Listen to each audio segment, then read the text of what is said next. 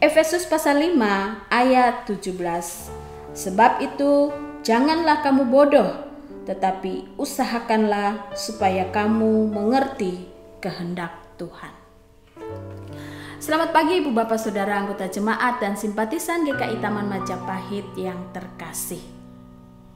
Bagaimana kita bisa mengerti kehendak Tuhan? Ayat yang kita baca pagi hari ini mengatakan, kamu jangan bodoh, usahakanlah supaya kamu mengerti kehendak Tuhan.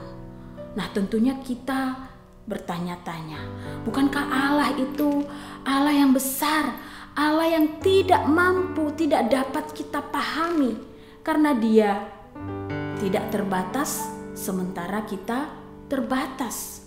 Dia adalah pencipta sementara kita adalah ciptaan. Dan bagaimana mungkin kita bisa mengerti kehendak Allah? Ibu Bapak Saudara yang terkasih di dalam Tuhan, memang kalau kita berkata kita mau memahami Allah secara utuh, secara sempurna, memang tidak akan mungkin, tidak akan bisa. Karena betul seperti yang saya katakan di awal tadi, kita adalah ciptaan sementara Dia pencipta. Dia tidak terbatas sementara kita terbatas. Kita memang tidak akan mampu memahami Allah secara sempurna, secara utuh. Kita tidak dapat memasukkan Allah itu di dalam pikiran kita, tidak bisa. Tetapi di dalam kehidupan kita sebagai pengikut-pengikut Kristus, sebagai orang yang telah dibaharui hidupnya, sebagai orang yang mengenakan manusia yang baru dan telah menanggalkan manusia yang lama itu, bukankah kita dipanggil untuk mewujudkan satu kehidupan yang semakin hari semakin menyerupai Kristus? Tujuan pertumbuhan rohani seseorang adalah menjadi serupa dengan Kristus. Kita punya goal, kita punya tujuan yang harus kita capai di dalam kehidupan kita sebagai pengikut-pengikut Kristus. Dan untuk menjadi serupa dengan Kristus itu, maka kita harus memahami, kita harus mengerti apa yang dikehendaki oleh Allah, apa yang dikehendaki oleh Tuhan di dalam kehidupan kita untuk kita lakukan. Kita bisa mengerti dan memahami apa yang dikehendaki Allah melalui persekutuan kita dengan Dia. Ketika Ia berfirman, ketika Ia menyatakan sesuatu kepada kita, maka Ia menyatakan kepada kita apa yang Ia kehendaki untuk kita kerjakan, untuk kita lakukan di dalam kehidupan kita. Ibu Bapak Saudara yang terkasih, memang kita tidak bisa memahami Allah secara utuh, secara sempurna. Tetapi ada hal-hal yang dinyatakan kepada kita untuk kita pahami, untuk kita mengerti, untuk kita wujudkan di dalam kehidupan kita sebagai pengikut-pengikut Kristus. Karena kita dipanggil untuk bertumbuh, kita dipanggil untuk menyaksikan siapakah Allah di dalam kehidupan kita. Pertanyaannya adalah, apakah kita betul-betul mau mengerti dan memahami apa yang dikehendaki Allah untuk kita lakukan? Dan yang kedua adalah, apakah kita memiliki persekutuan dengan Allah? Karena hanya dengan persekutuan yang intim, yang dekat dengan Allah, kita bisa memahami kehendak Allah. Sehingga apa yang kita wujudkan di dalam sikap dan perilaku kita, dalam tutur kata kita, dalam isi hati dan pikiran kita, semata-mata adalah hal yang menyukakan hati Tuhan, yang menyenangkan hati Tuhan. Ibu Bapak Saudara yang terkasih, memahami, mengerti kehendak Allah memang bukan perkara yang mudah untuk kita lakukan.